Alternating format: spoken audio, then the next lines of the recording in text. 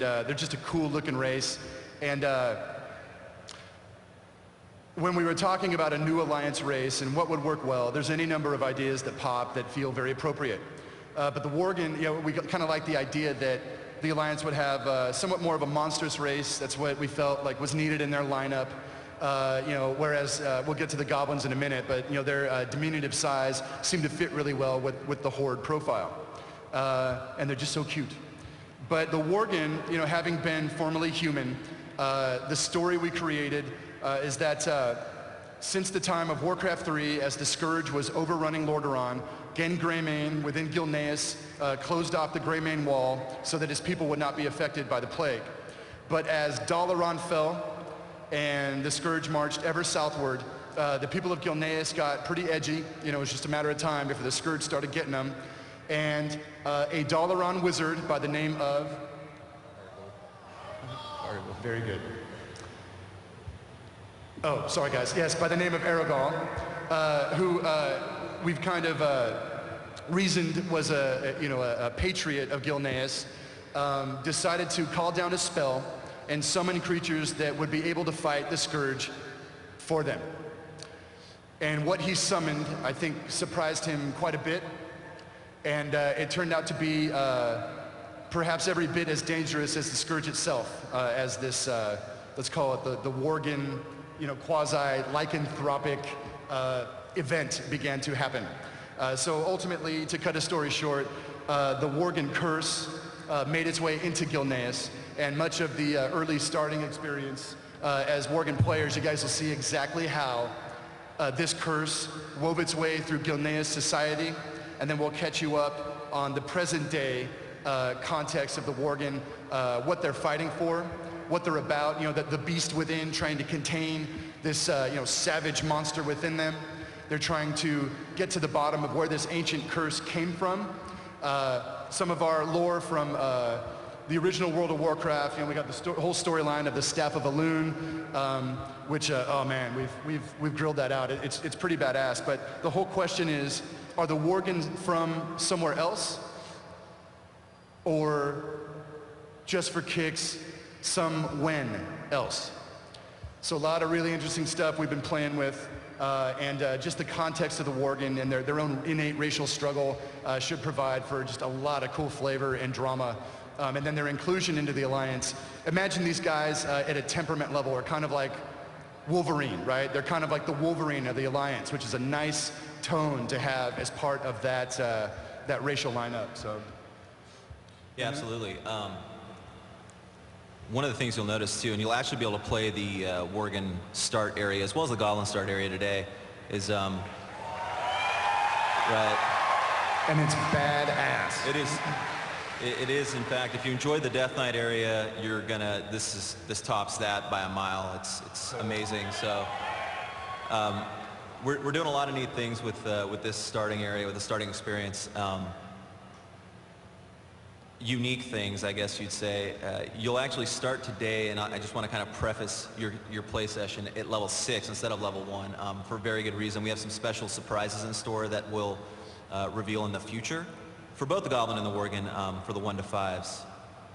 So, Worgen, let's move on. Moving on. So this is some extra concept work we've been doing. Oh, not too much of it, I guess. I can go back. Concept piece.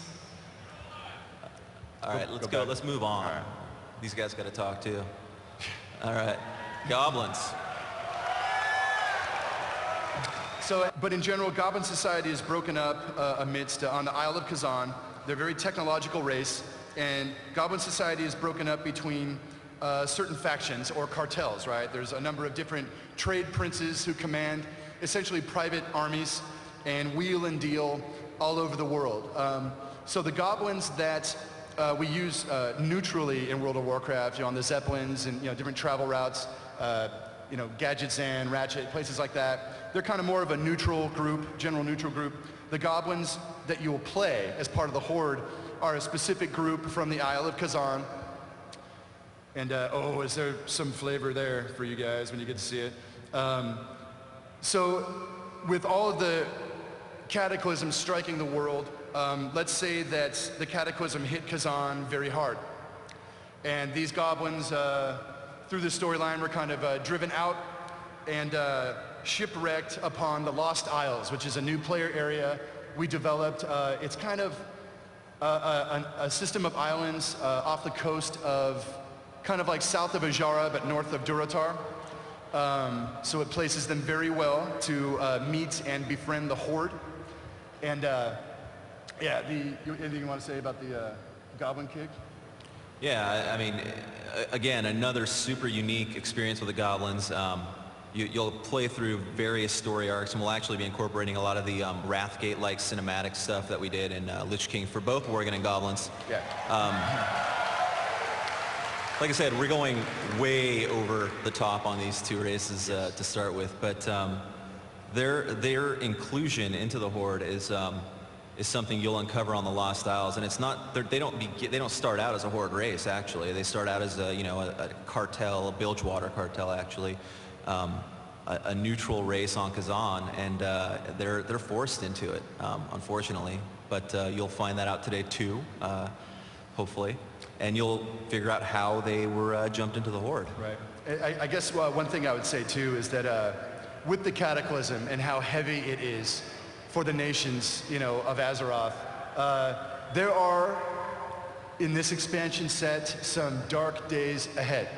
We thought it got bad in Northrend, right? These expeditions went up to fight the Lich King, and that fight is still in progress, obviously, and right under everybody's noses, this event happens. And it is going to test the Alliance and the Horde, but one of the things about Goblins is that the Horde may need some comic relief coming up here pretty soon, and the Goblins just fit that bill perfectly. So, good vibe. There we go. That's their mount, by the way.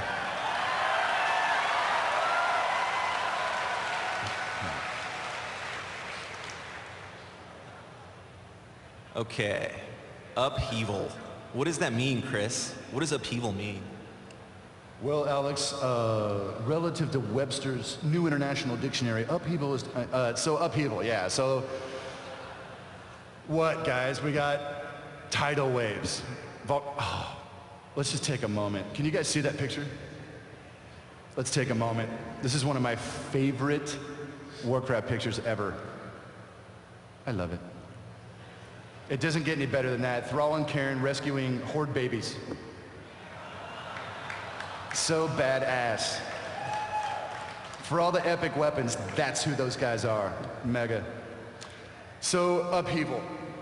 We talked a little bit, you guys saw some of the screenshots in the trailer of certain of these zones being broken. Tidal waves, tsunamis, terrific, unending storms, volcanic trenches erupting all over the place. There is a state of natural upheaval, but in the midst of all that, there's a lot of new stress within and between the Alliance and the Horde. The campaign against the Lich King has been a taxing one, and that's what Arthas wanted. He lured us up north, and he screwed with our heads the whole time up there. Where many of you in your player experience kind of had to make some choices that, like, wow, is this the right thing? But we were pressed to just the edge of our seats to try and get this fight won, to shatter through to the gates of Icecrown and defeat this bad guy. And in a very real way, while the Lich King will get what's coming to him, it's possible that we've left a little bit of ourselves up there in the snow. That part of us isn't coming home again, right? There's something really interesting about the post-Lich King world that you'll see. And as you, right, the soldiers of the Horde and the Alliance come home, we find the world is not what it was. So there's a lot of upheaval at any number of levels.